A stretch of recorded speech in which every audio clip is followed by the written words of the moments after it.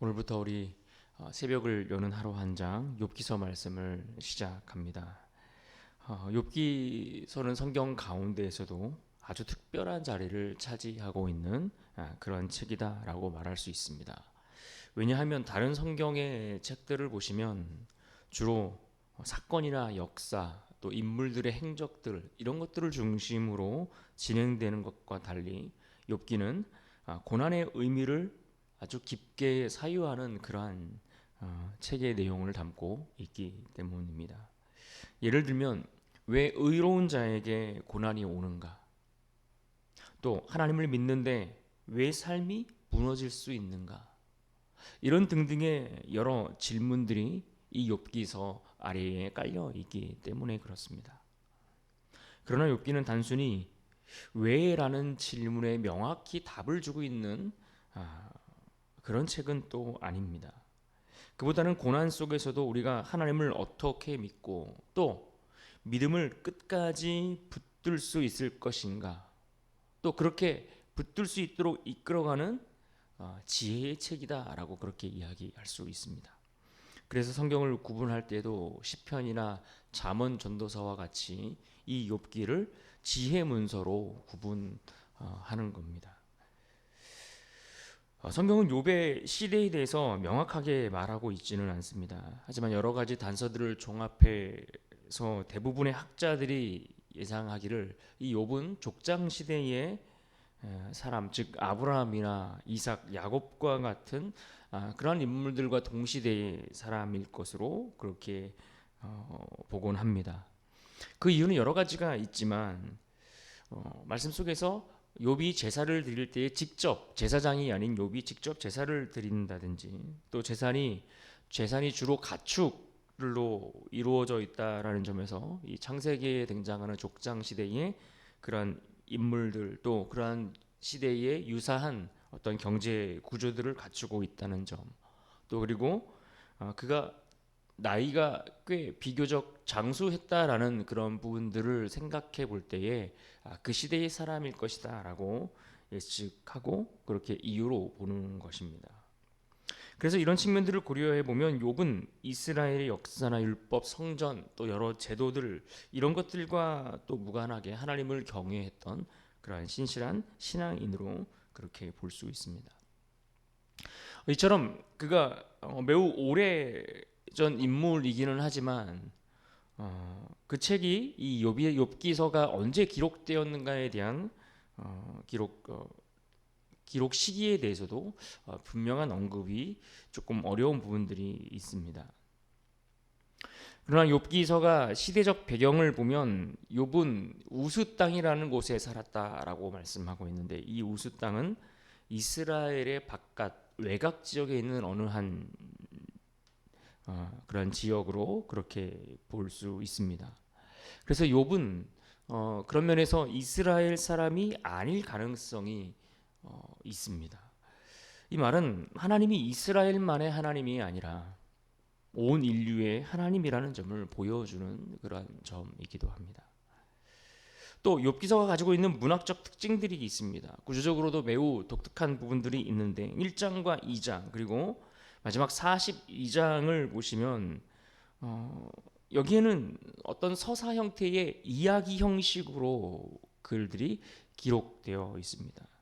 그러나 3장부터 41장까지 이어지는 내용들을 보면 주로 대화 형식의 시 형식으로 대화 형태의 시 형식으로 그렇게 구성되어 있습니다. 그래서 욥기는 인생에 관한 어떤 철학적인 주제들을 다루는 신학서이면서도 동시에 지혜 문학이고 시 문학이라고 구분되기도 합니다. 그렇게 욥기서 안에는 하나님께 대하여 항의하기도 하고 고민하기도 하고 씨름하는 그런 모든 과정들이 그 안에 매우 섬세하게 잘 기록되어 있고 묘사되어 있습니다. 그래서 이 욥기의 핵심 주제를 말하라고 한다면 표면적으로 고난의 문제를 다루고 있다라고 그렇게 말할 수도 있겠지만 그러나 중심으로 가보면 결국 하나님을 경외하는 것, 하나님을 경외하는 진짜 신앙이 무엇인가에 대해서 우리에게 말씀해 주고 있는 책이 바로 이 욥기서의 말씀입니다. 우리가 이 정도의 선 이해를 가지고서 오늘 본문 1장의 말씀을 우리가 살펴보도록 합니다. 먼저 본문 1절에 이렇게 말합니다. 우스 땅에 욥이라 불리는 사람이 있었는데 그 사람은 온전하고 정직하여 하나님을 경외하며 악에서 떠난 자더라. 여기서 성경은 욥에 대해서 네 단어로 그가 어떠한 사람인지에 대해서 우리에게 소개해 주고 있습니다. 먼저 온전하고라고 표현한 것을 보면 그는 삶의 균형이 참 잘 잡혀 있는 사람이었다라는 것을 우리가 생각해 볼 수 있고, 또 정직하다라는 말 속에서 그가 속과 겉이 똑같은 동일한 다르지 않은 그런 사람이라는 거, 또 하나님을 경외하며라는 그 말 속에서 그의 삶이 하나님 중심이었구나, 하나님 중심의 삶을 살았구나라는 것과, 또 악에서 떠난 자더라라는 이 표현을 통해 우리는 그가 죄의 유혹에 대해서 단호히 끊어내는 그러한 사람이었겠구나 하는 것을 우리가 생각해 볼 수 있습니다. 그러나 여기서 중요한 것은 욥은 어떤 도덕적 혹은 윤리적 착함, 선함 이런 것들을 넘어서서 그의 삶 전체가 하나님 앞에 서 있었다라는 것을 우리가 볼 수 있습니다. 이를 보면 우리가 교회에서 흔히 봉사를 하거나 또 헌금 생활을 하거나 사람들에게 칭찬을 받는다, 이런 것들을 가지고서 과연 그러한 조건들을 가지고서 그를 의인이라고 말할 수 있을까라는 생각을 해봅니다. 왜냐하면 겉으로 보이는 그런 모습보다는 그가 정말 하나님 앞에서 어떠한가, 이것이 사실 더 중요하기 때문에 그렇습니다. 그래서 우리는 이런 측면 속에서 우리의 신앙을 점검해 볼 수 있습니다. 나는 정말 사람에게 좋게 보이기 위한 그러한 신앙 생활을 하고 있는가, 아니면 오늘 말씀처럼 하나님 앞에서도 진실한 그러한 신앙인의 모습을 갖추고 있는가 하는 것을 오늘 우리는 말씀 속에서 살필 수 있습니다. 이어지는 2절과 3절을 보시면 계속해서 욥에 대해서 설명을 해주고 있는데, 욥은 자녀가 많았고 또 재산이 많았다, 이렇게 기록해 주고 있습니다. 당대에 그가 큰 부자였다라는 것을 설명해 주는 부분입니다. 그런데 욥에 대해서 1절에서 이미 평가했던 것을 볼 때에 그가 지금 가지고 있는 이 많은 부가 결과적으로 하나님이 주신 복이었다라는 것을 우리가 짐작해 볼 수 있습니다. 그런데 여기서 문제가 생기기 시작하지 않습니까?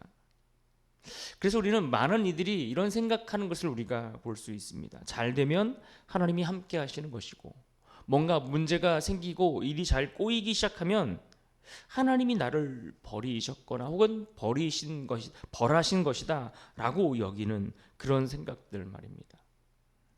하지만 욥기서의 말씀을 보시면 이 같은 생각을 완전히 뒤집어서 거꾸로 보여주는 것을 우리가 확인할 수 있습니다. 오히려 가장 신실한 사람에게 어쩌면 가장 큰 고난이 올 수도 있다라는 것을 말해주는 것 같습니다. 그런 면에서 우리가 갖고 있었던 기존의 생각들이 좀 뒤집힐 필요가 있는 듯합니다. 계속해서 욥의 모습을 보십시오. 자기 자녀들이 집에서 잔치를 베풀고 나면 욥은 그 잔치가 마칠 때마다 그들을 한 명 한 명 데려다가 번제를 드렸다라고 말씀하고 있습니다. 이유가 무엇입니까? 5절을 보십시오. 그들이 차례대로 잔치를 끝내면 욥이 그들을 불러다가 성결하게 하되 아침에 일어나서 그들의 명수대로 번제를 드렸으니 이는 욥이 말하기를 혹시 내 아들들이 죄를 범하여 마음으로 하나님을 욕되게 하였을까 함이라. 욥의 행위가 항상 이러하였더라. 혹시 내 아들들이 범죄하여 마음으로 하나님을 욕되게 할까 싶어서 그런 이와 같은 일들을 행했다라고 말합니다. 그러니까 욥의 마음이 이랬다라는 것입니다. 혹여라도 우리의 가정이, 우리의 자녀들이 하나님 앞에서 흐트러질까 그는 매우 애를 썼던 겁니다. 그렇습니다. 경건한 부모라는 것은 자녀의 성적이나 진로보다, 그들의 취업이나 결혼 문제보다 가장 먼저 걱정하는 것은 바로 그들의 영혼의 문제입니다. 가정의 우선순위가 분명해야 하는 겁니다. 학업보다 예배, 성공보다 믿음, 성취보다 하나님을 경외하는 것, 이것을 먼저 가르칠 수 있는 부모가 정말 하나님 앞에 경건하게 살아가는 그런 부모, 또 그런 가정이 되어야 하지 않겠습니까? 그런데 오늘 이러한 욥의 모습, 하나님 앞에 온전하고 정직하여 하나님 보시기에 정말 선한 일들을 행하며 살아갔던 그런 욥의 모습을 오늘 성경이 소개하고, 이제 이어지는 6절부터 갑자기 장면이 바뀌면서 하늘로 올라갑니다. 그리고 하늘에서 어떤 장면이 펼쳐집니까? 사탄과 하나님이 대화하는 장면으로 이어집니다. 앞에서 소개한 바와 같이 하나님은 욥에 대해서 어떻게 평가합니까? 온전하고 정직하여 하나님을 경외하며 악에서 떠난 자라고 하나님이 욥을 평가하십니다. 그러자 사탄이 하나님 앞에 이렇게 말합니다. 9절을 보십시오. 사탄이 여호와께 대답하여 이르되 욥이 어찌 까닭없이 하나님을 경외하리이까? 뭔가 이유가 있으니까 하나님을 경외하지 않겠습니까? 라고 사탄이 이야기하는 겁니다. 그러니까 사탄의 논리는 간단합니다. 욥이 하나님을 사랑하는 게 아니라, 하나님을 그냥 순수하게 사랑하는 게 아니라 하나님이 주신 것들, 하나님이 그에게 허락하신 좋은 것들이 많이 있고 그것을 그가 가지고 있으니 그것 때문에 하나님을 사랑하는 것처럼 보이는 것 아닙니까? 실제로는 그에게 주어진 그것들을 사랑하는 겁니다 라고 말하는 겁니다. 그래서 사탄이 요구합니다. 11절을 보십시오. 이제 주의 손을 펴서 그의 모든 소유물을 치소서, 그리하시면 틀림없이 주를 향하여 욕하지 않겠나이까? 하나님은 그의 요구에 대해서 허락하시고 사탄이 그를 시험하도록 허락하시되, 그러나 단 조건을 붙이시되 그의 몸에는 손대지 말 것을 말씀하셨습니다. 우리는 여기서 매우 중요한 신학적 주제들을 우리가 발견해 볼 수 있는데, 그것은 사탄이 결코 하나님보다 크지 않다라는 것입니다. 아무리 사탄이라 할지라도 그는 결코 하나님보다 클 수 없습니다.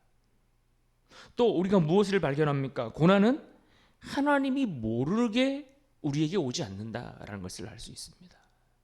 하나님이 모르시는 일이 없다. 그 고난이 어떠하든 그 고난조차도 하나님이 아시는 범위 안에서 허락되고 있다라는 것이고, 마지막으로 고난은 이처럼 하나님의 통제 아래에 있다. 아무리 그것이 우리에게 힘들고 고된 고난과 역경의 모습으로 찾아온다 할지라도 그것은 결국 하나님의 통제와 하나님이 전하신 그 경계를 넘어서지 못한다라는 것을 우리는 알 수 있습니다. 그렇습니다. 고난은 우연이 아닙니다. 고난은 우연이 아닙니다. 그렇다고 고난이 찾아온 것이 하나님이 우리를 버리셨기 때문인가? 그렇지 않다라는 겁니다. 하나님은 이처럼 우리의 고난을 아시고 어떠한 목적을 가지고 그 고난에 대해서 허락하신다라는 것을 우리가 알 수 있고, 또 이것을 기억해야 합니다. 그렇게 욥의 삶에 갑자기 고난이 찾아옵니다. 갑자기 어려움이 찾아옵니다. 그에게 시작된 그러한 고난과 재난은 하루 만에, 한순간에 연속적으로 몰려옵니다. 13절 이하에 보시면 어떤 고난과 재난이 찾아왔습니까? 소와 나귀를 빼앗겼고, 여러 종들이 다 죽었고, 양들이 불에 탔고, 낙타를 빼앗겼습니다. 심지어 자녀들이, 집이 무너지면서 그 집에 깔려서 다 죽고 말았습니다. 오늘 말씀 16절과 17절, 18절에 보시면 반복되는 표현이 나오는데, 그가 아직 말하는 동안에 라는 표현을 사용하고 있습니다. 고난이 몰려오고 있다는 겁니다. 재난이 몰려오고 있는 겁니다. 하나님이 왜 이렇게까지 하시는가 싶을 정도로, 그러한 물음이 떠오를 정도의 괴로움이 연속적으로 엄습해 오고 있습니다. 그런데 성경은 여기서 역으로 우리에게 이렇게 묻습니다. 과연 이러한 고난 속에서도, 이때에도 하나님을 하나님으로 인정할 수 있겠는가? 이런 연속된 고난과 재난이 순식간에 몰아붙이는 그 순간에도 너희는 하나님을 하나님으로 인정할 수 있겠는가 묻는 겁니다. 어쩌면 이런 질문 자체가 너무하다라는 생각이 들 정도입니다. 이 상황에서 그런 질문을 그걸 질문이라고 하시는가라는 생각이 우리 머릿속에 들 정도입니다. 그런데 더 놀라운 것은 욥의 반응입니다. 욥이 이러한 고난과 재난이 연속적으로 몰려올 때에 그가 어떻게 반응하고 어떻게 고백합니까? 욥이 땅에 엎드려 말합니다. 21절 이르되 내가 모태에서 알몸으로 나왔사온즉 또한 알몸이 그리로 돌아가올지라 주신 이도 여호와시오 거두신 이도 여호와시오니 여호와의 이름이 찬송을 받으실지니이다 하고, 욥은 왜 내게 이런 일이 벌어졌는가라고 말하지 않았습니다. 하나님이 불공평하다거나 하나님이 나를 버리셨다라고 그가 말하지 않았습니다. 주신 이도 여호와시오 거두신 이도 여호와시니. 욥의 이러한 반응은 사실 우리의 마음을 조금 무겁게 하는 부분이 있습니다. 모든 것이 하나님께 속했다라고 하는 그의 고백이 어쩌면 오히려 야속하게 들리기도 합니다. 그러나 성경은 우리에게 분명하게 가르쳐 주는 것이 있습니다. 신앙의 본질은 내가 무엇을 가졌는가의 문제가 아니라 하나님께서 그것을 우리에게 맡기신 것이다 라는 사실을 말씀해 주고 있습니다. 우리의 자녀도 나의 건강도 내 재정도 내 사역도 내 인생도 모든 것이 하나님께 속해 있다라는 이 중요한 한 가지 사실을 우리에게 말씀해 주고 있고, 이 모든 것이 우리에게 속했다라는 이 한 가지 사실을 우리가 비로소 인정하게 될 때에 우리는 그 어떤 고난 속에서도 무너지지 않을 수 있다. 이것을 우리에게 말씀해 주고 있습니다. 오늘 우리가 말씀 속에서 무엇을 보고 또 이 말씀이 오늘 우리에게 무엇을 깨닫게 하려고 하는 것일까요? 욥기서의 말씀은 그 시작 1장에서부터 진짜 믿음이 무엇인가, 진짜 신앙, 진짜 하나님을 경외하는 것이 무엇인가를 질문하고 이것에 대한 답을 사실 우리에게 들려주고 있는 겁니다. 진짜 믿음은 하나님이 주신 것들 때문이 아니라 하나님 자신 때문에 하나님을 붙드는 것이다. 이것을 우리에게 말해줍니다. 그러면 우리의 믿음은 어떤 믿음입니까? 하나님이 주신 것 때문에 유지하는 믿음입니까? 아니면 하나님 그분 한 분 때문에 믿는 그런 믿음입니까? 오늘 우리가 말씀 속에서 붙들어야 될 중심 구절의 말씀이 있다면 21절에 기록된 욥의 고백입니다. 21절 말씀 우리 같이 한 목소리로 읽습니다. 시작. 이르되 내가 모태에서 알몸으로 나왔사온즉 또한 알몸이 그리로 돌아가올지라 주신 이도 여호와시오 거두신 이도 여호와시오니 여호와의 이름이 찬송을 받으실지니이다 하고. 아멘. 이 고백이 오늘 우리 이 하루를 살아가는 우리의 삶에 우리 입술의 고백이 되어서 마지막 22절의 말씀처럼 하나님을 향하여 범죄하거나 원망하지 않는 그런 믿음의 사람들로 살아갈 수 있기를 주님의 이름으로 축복합니다.